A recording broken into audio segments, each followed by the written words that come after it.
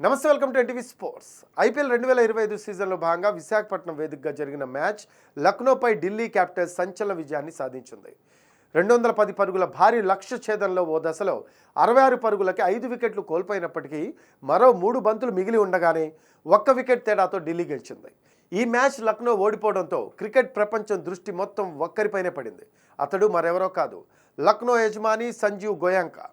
Match అనంతరం Lucknow captain Rishabh పంత్కు Sanjeev Goenka class పీకుతున్నట్లు కనిపించింది.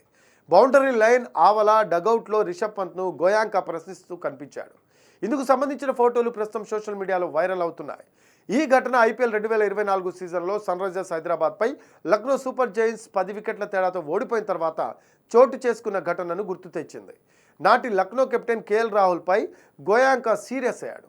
అది కూడా కెమెరాలన్నీ చూస్తూ ఉండగానే కెప్టెన్పై ఇలా వ్యవహరించడంపై అప్పుడు పెద్ద ఎత్తున దుమారం రేగిన సంగతి తెలిసిందే. తదనంతర పరిణామాల నేపథ్యంలో కేఎల్ రాహుల్ ఆ జట్టును వీడాడు.